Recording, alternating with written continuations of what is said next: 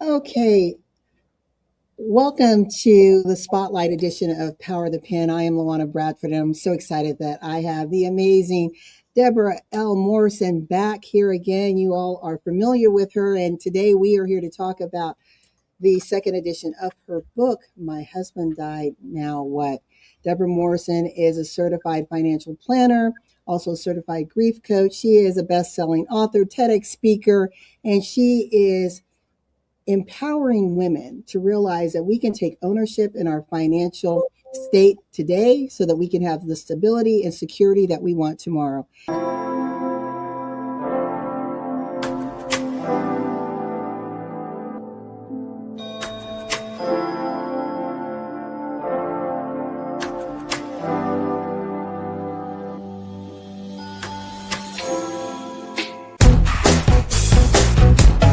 Crazy good time.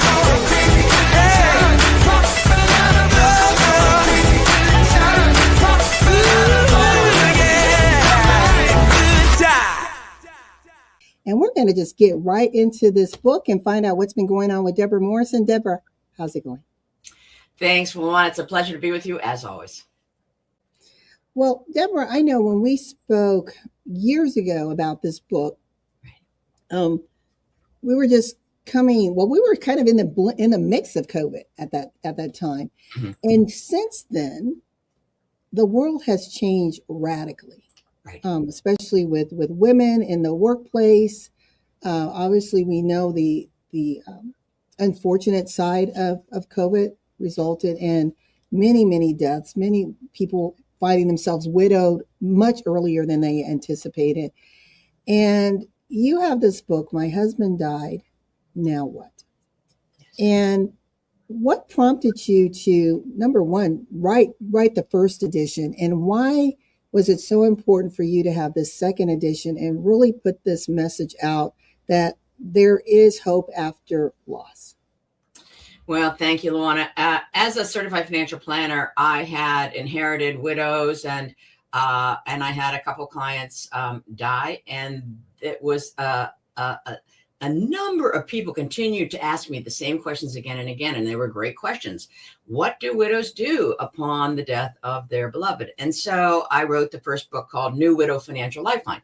And then I happened to be giving pro bono service to 7 widows and 1 widower after the 9/11 tragedy. And the upfront and close experience with that traumatic chapter in our U.S. history, and each of those women's lives, and one man, 1 widower, and a 12-year-old orphan, I learned this crash course in grief and dealing with grief and grief recovery and so forth. And then I said, I'm going to get grief coach certified, and I did. So after I got grief coach certified, I brought out the book that is a double in size, and this is a confluence of grief recovery tips, LaWanna, and financial tripwires to avoid, and financial next steps to take. And so it stands alone in its field in that I'm bringing my certified financial planner hat, knowledge, and I'm bringing my certified grief coach hat and wisdom to one volume. And it's actually now, I've written a reflections journal this time. And this is a wonderful compilation of questions and so forth that correspond to the chapters in the book to invite widows to write, because there's, in the act of cursive writing, it taps a section of our brain that unleashes traumatic injury and trauma. And so it's so valuable instead of typing on our screens and dictating and so forth. So this, My Husband Died, Now What? We brought it to bestseller again, I'm happy to say. And the Reflections Journal are my latest. And I am so eager to have people get to know about the book, because the United States of America is not skilled. The citizens are not skilled with how to deal with death, and they're not skilled with how to deal with survivors. It's egregious how not skilled we are. And so it's about time we become skilled, because there are 2,800 widows per day in the United States, and that equates to 1,022,000 a year. And imagine all that have come before them. So this is timely.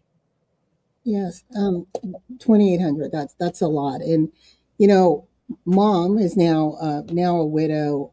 It's been a year since we lost dad. And the one thing, so mom is going to be 90, and this is where she is fortunate, is both she and dad were very actively engaged in their finances. Yes. So, yes, it's devastating that he's no longer here, but she's not illiterate. Yeah. Right. She knows where the investments are. She can read certain reports. Yes. And I was asking her, this will make you chuckle. Last week I said, Mom, you're going to be 90 next month, and don't you think it's time for Harlan and I to take over the finances and manage things for you? And she said, um, have I bounced a check? Have I mismanaged any investments? Am I spending haphazardly? And I'm like, no, but she said, oh, I get it, because of this age factor. She said, you think that I am no longer capable. And she said, how insulting. Yeah. Yeah. And I had to sit in that like, oh my goodness. But again, she's, for that generation, Yes. is an exception. Atypical.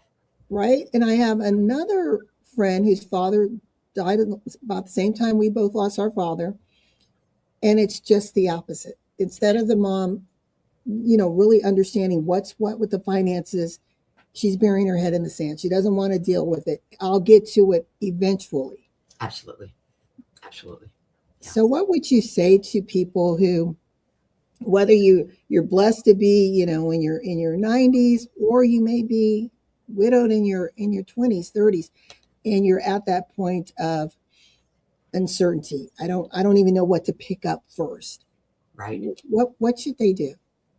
Well, I have written the book as a navigation guide, basically, and so pardon me for referencing my book as a reference, but it combines valuable information, strategies, hints, and hope, right, to support widows in both the early and advanced stages of grief. And so I split this into part one, which is dealing with the emotional well-being and easy to follow tips for getting organized, right? And then part two follows with confidence builders, strategies to begin the recreation process for your life. Yet what I say, LaWanna, is I want widows to participate in a 6-month no decision zone. So your mother is atypical in that she was involved in the finances, and yet the process of grief can have this sense whereby a person's brain is like in a blender, right? I mean, I've dealt with women CPAs, they knew numbers out the nose, and yet this whole comeuppance of the overwhelm of the emotion and so forth causes them not to be as proficient as they were the day before, for example. And so part one chapter, and you're going to wonder, how do I put humor into this book? But I do, because I'm kind of a funny person. But picking up your emotional pieces, grief is sad and normal. Stupid ass things people say. Because people say stupid ass things. Sorry. 6-month no decisions on emoting fully in safe places. That's important. I need a good listening to. Would a grief coach help? Angelversaries, holidays, and sex. You were wondering how I put that together. Unwinding emotion and money. And this is so critical because neuro-linguistic programming has taught me that when emotions are high, intellect is low, like on a vice versa of a teeter-totter. And when intellect is high, emotions are low. And so we don't want to smush them all together. We're in the throes of an emotional state, and we don't want to be sitting there saying, should I sell the house? Should I move closer to the kid?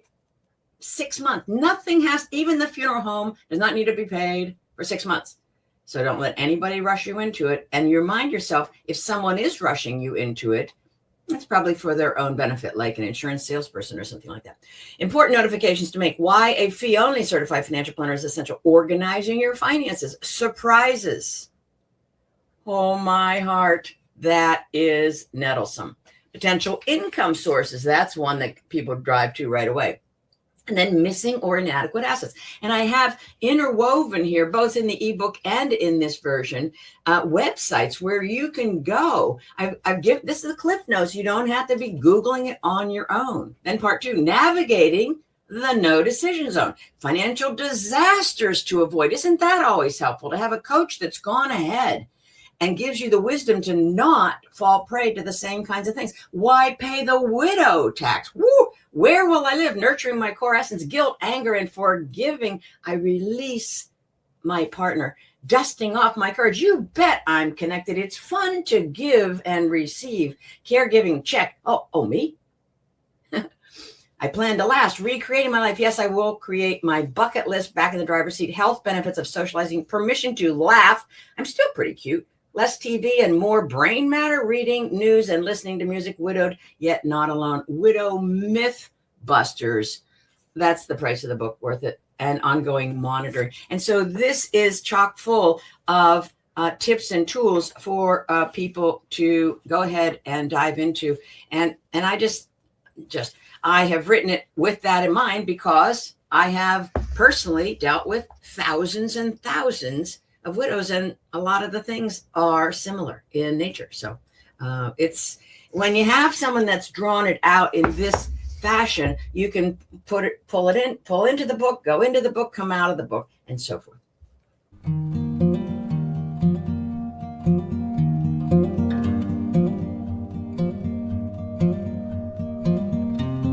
Once upon a time, I was out of breathing room. I didn't know what it was called, but I love having a label for it. So if we can define it, we can address it. And so breathing room is that space between your current pace and your limits and your abilities. So in breathing room, it's really important that we have that space between what we are capable of doing and what our limits are. And it's a very important concept, and is catching on fire with our mommies and our women in our little corner of the world. And I'm so pleased that we will learn more, we will be happier people, and not so stressed out, and we will operate in the love zone and not the fear zone.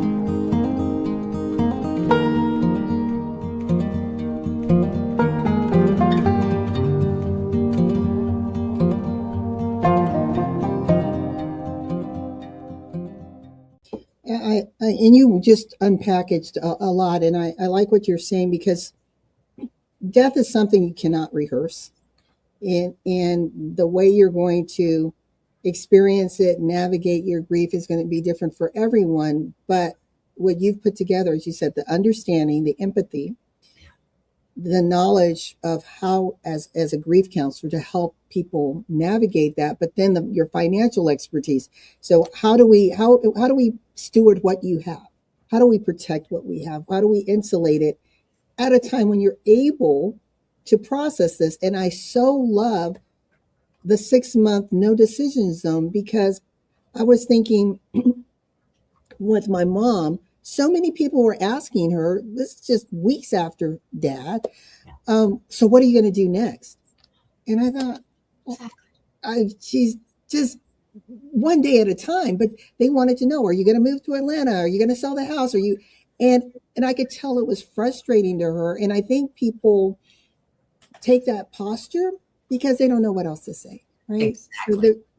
And we think we have to quickly resolve or quickly, make these decisions. I think probably let me know, correct me if I'm wrong. I think the number one decision that you need to make after you honor the loved one is making sure you have those death certificates, and then put them to the side, Right.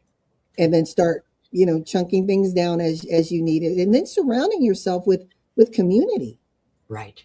Because we're not meant to go through this alone. Right. But let me give you a couple tips, LaWanna, for people that are close to someone that just lost someone. So it's not your partner's death, but it's your friend and so forth. And this is kind of prep so that you don't fall into these traps. You're exactly right. We are a society of doers. Do. What can I do? What can I do? What can I do? Well, first of all, do never go into the house of a deceased person and think you're doing the widow a favor by gathering up the clothes and putting them in the wash, stripping the bed and washing it. No. We want to have the scent of our loved one with us as long as possible. The second thing, do not say something absolutely inane. And when you are confused about what to say, especially like in the receiving line or a funeral in the memorial service, you can simply be present with the survivor, the chief mourner. You might touch her on the forearm if you know her well. You might put your arm around her and you might either say, I'm here. I'll be here to listen. I don't have any idea what you're going through, and I'm sorry. Isn't that simple, right? The second thing you don't want to do is when you're in the presence of a chief mourner is to basically hand over a Kleenex when they start to cry. Hand over a box of Kleenex. You know what that message is? I'm uncomfortable with those tears, and let's stop that right now. And first of all, tears are a shower for the soul. There are emotional tears, which are different than those that are spawned by cutting onions, for example. And the emotional tears, which are called psychic tears, they're chemically different. And they're called leucine acetylene, right? And it's a neurotransmitter that functions as a natural painkiller. And so we want to cry. We want our chief mourners to cry psychic tears because it actually releases stressors. As a matter of fact, the converse is true. If a griever does not cry, they're doing horrible things to their cells. So the other thing that you refrain from saying, I know exactly how you feel. You don't. Even if your partner died of cancer, you have no idea. You don't have any idea if they didn't kiss the morning that the other person died.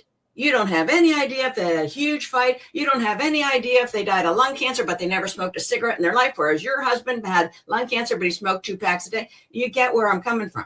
I know people think, oh, I have something in common with you.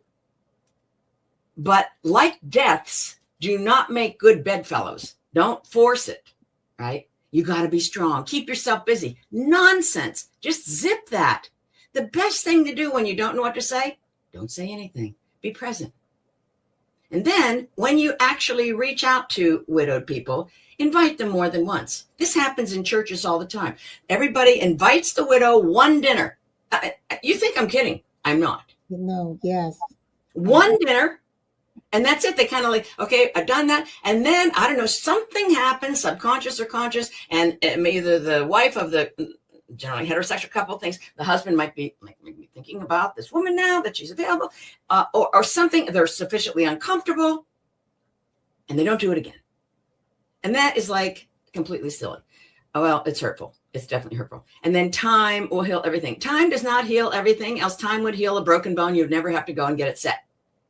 You want to have guidance. And so you could, in fact, steer a person towards a grief coach or someone.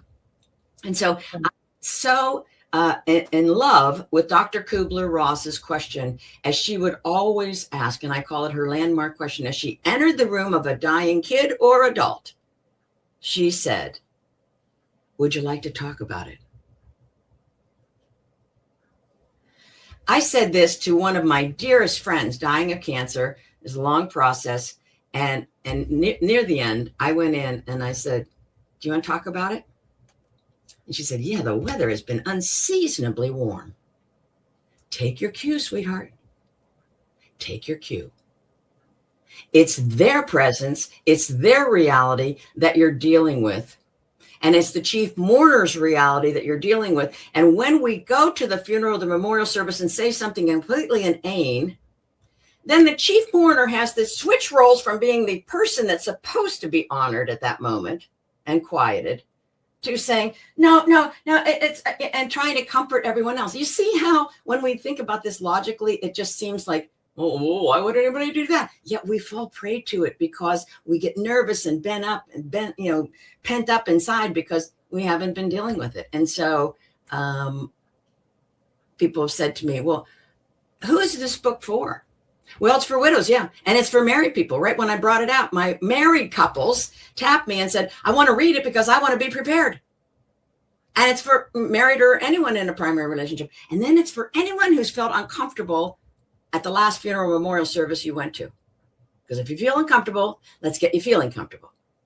And so I have psychologists that have this book right on their bookshelf, along with a bevy of other books. And so when their clients come in, they see the title of the book, and that may not be applicable now, and yet they'll know there's a book out there.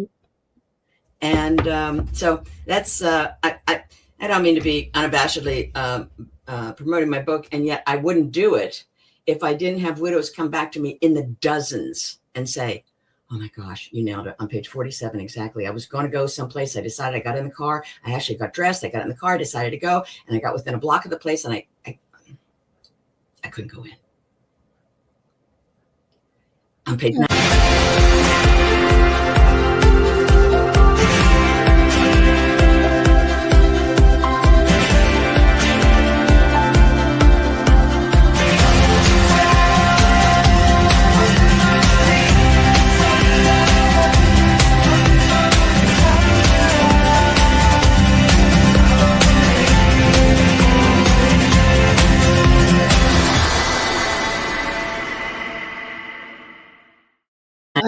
I think your book, it hits the spiritual side, Yes. the emotional side, and then just the life side, right? Like you said, and now what? That's life. How do I live? How do I go forward? How do I manage this? And when you said about for those who we think we may be helping, Yeah, to not go in and strip the bed or and start packing things up. Yeah.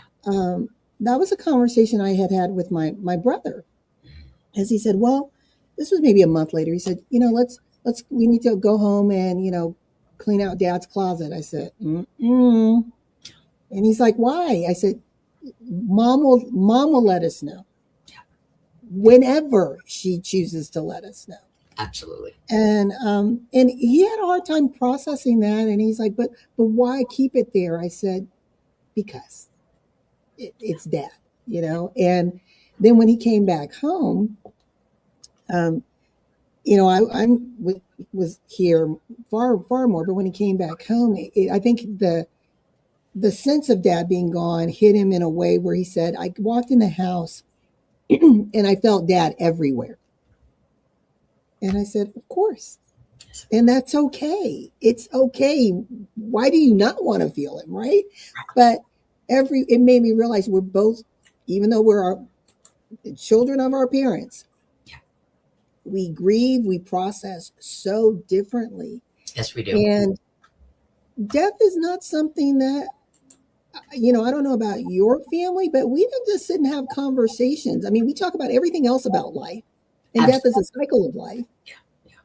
But we don't talk about it until it's, oh gosh, someone has passed and now we've got a plan for a funeral, but we don't talk about it. That's correct. Right? And I think your book gives us permission. There it is. It's to have the conversations. And I'm giving you permission to say their name, because people think, oh, I don't want to say his name because it's going to remind her that he's dead. No, sweetheart, she did not forget. Yeah. Say their name. Yes. And then the last thing I want to leave us with is, you remember when everybody was wearing those "What Would Jesus Do" bracelets, right? Yes. So when widows are like at a decision point and they're not sure, I don't know what should I do, because all the decisions are theirs. I say, let's just imagine we have a bracelet that says, what would Harlan do?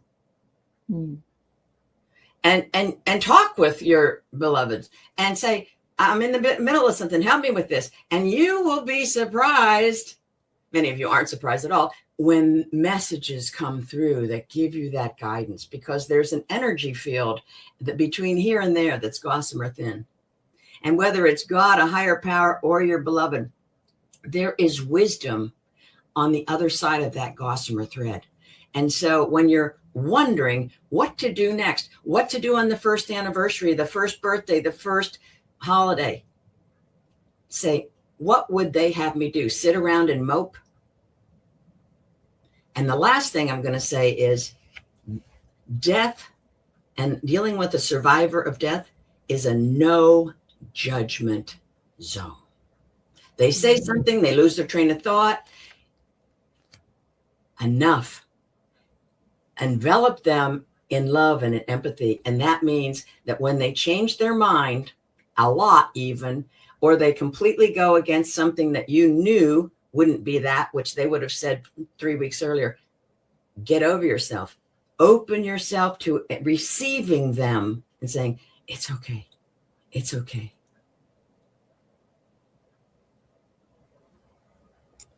Debra, this has been amazing. I could talk on and on and on about this and bring so many examples to get your advice, but we are out of time.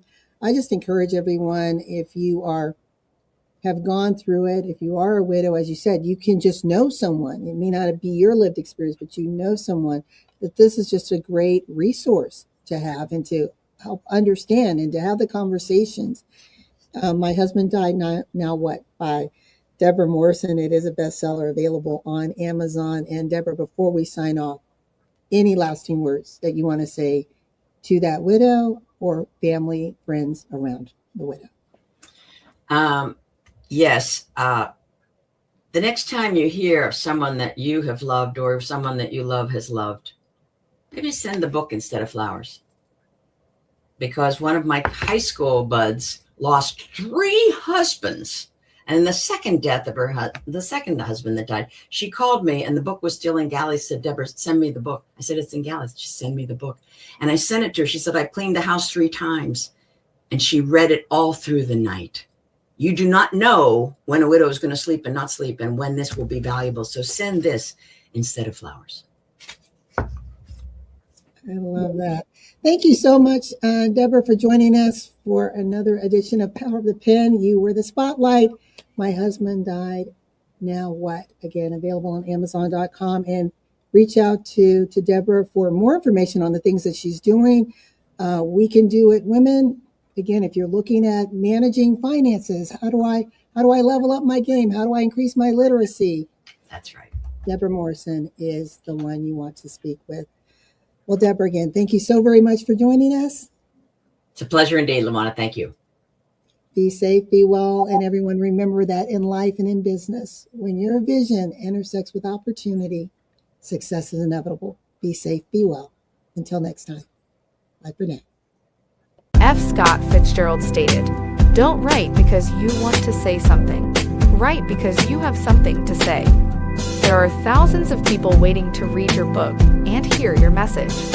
Be a guest on the Power of the Pen TV series.